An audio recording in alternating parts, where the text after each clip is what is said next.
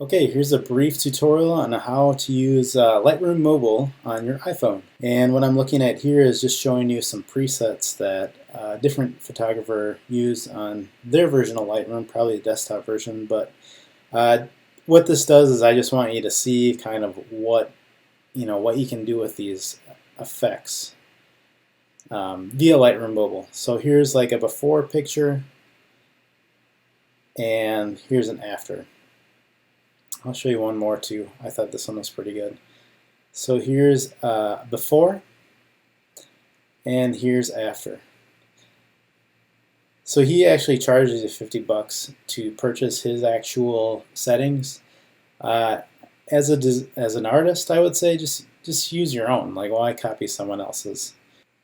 And in here, I'm going to go to this is my collection of photos right here. I'm going to add a picture. In the upper right hand corner, you see these three dots. Click here, and we'll choose Add Photos.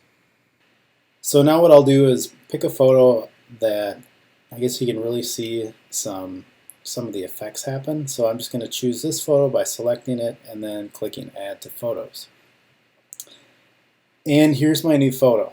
So to start, usually what I do is down at the bottom here, you see your menu items. I'm going to choose the light. It's usually the first one I go to. And what you can do is just kind of go in and work on your exposure settings. So it's got all these basic tools here for editing to your heart's content. But another powerful tool is at the top right of this menu is the curves menu, which allows you to break the kind of the overall exposure. I'm probably using the wrong terms. I don't really care.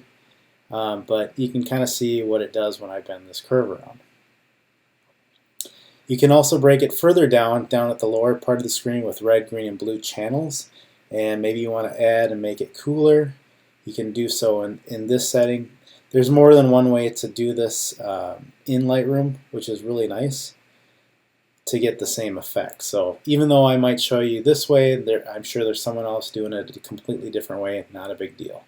So to remove any one of these pins, maybe I add like, I don't know, a whole bunch of these, and that looks cool to me. But if I want to start over and get rid of these, I can just double tap on these little points on the grid here and remove them. So we'll say maybe that looks good, and I'll hit done. Next thing I'll do is you can go into color settings and you can really kind of fine tune the temperature. I think it was kind of like about this the day I was there. I know the sky was a lot bluer than this, but maybe that's good enough. So maybe I just want to focus on the sky now, and the sky kind of looks overexposed in the upper left-hand corner. So let's do a little editing to just that one part of the photo.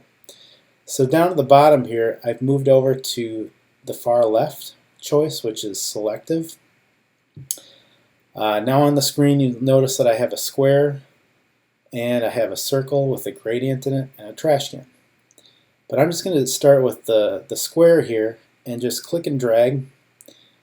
And basically what I'm saying is to only, I'll keep the mask active here in pink. So I'm saying only affect the areas in pink. And then I can kind of move this around. Maybe I want to scoot this all the way down. All I'm doing is clicking on the little blue dot in the center. And then you have kind of your, I guess, the area of influence, you would call it, by these little light bars on the top and bottom. So we'll say that looks good. So now what? Nothing happened. All I'm doing with this channel is just letting me know that this is the area that's going to be influenced. So I'll move on to color. Maybe I want to move into the temperature settings and add in some blues. So that maybe that looks good. There's just so many cool features in here what you can do with this. Man. Oh yeah, that was kind of cool. So that was color. We'll add in a lot of blue here. So how did I do that? I'll show you here. So I just clicked on color, scroll to the bottom, and then you can kind of fine tune. Maybe I want a pink sky, or I don't know, something bizarre like that. We'll just say that's cool. And then to commit, down at the lower right is the check mark. Now that doesn't mean that it's permanently set. You can't go back and fix it, like maybe you got too much on the tops of the trees. So again, I'll just tap on the selective menu, and you can see in the middle of the screen there's this gray square. I can kind of scoot that up and kind of influence the area on where I want it to go. Maybe I went too far or not enough, or maybe I need to change the angle on it, like so. Maybe that looks better. And again, commit.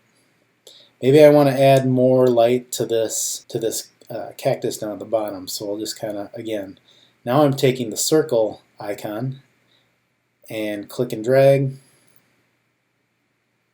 and maybe that looks good. And again, light, we'll bring up the exposure. I'm just going to kind of overdo this so you can see what's happening on the screen. And that's good. So again, once I'm done, I can commit. If I ever need to come back, I can always go back to that selective menu, click on it, and those dots will always be active. If I want to add another one, like right now, if I touch on the screen, nothing's happened, I can't draw. I need to choose a tool first and make sure that that blue plus icon is there, letting you know that you want to add a mask. So another tool I use is underneath the effects, and it's called split tone. So when I choose the split tone button, the first thing I'm given is two options, which is highlights and shadows.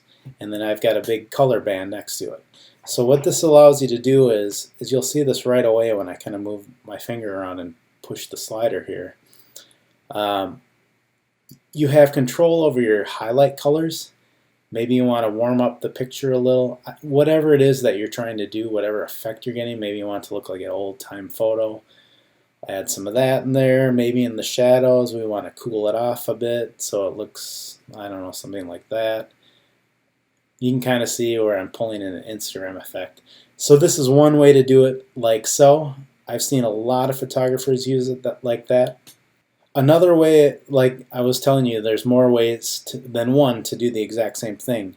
So if I wanted to kind of even further tweak this, I could go under light again, and I was talking to you about the curve section, and I can kind of go back in and can manipulate tones this way. And again, I can go through red, green, and blue, and maybe I want to warm up the photo again. So it's kind of similar to the way the split tones work, but I think you can kind of get the gist of how this works. So this is how I use Lightroom Mobile. I hope this helps your exploration within this tool, and happy clicking.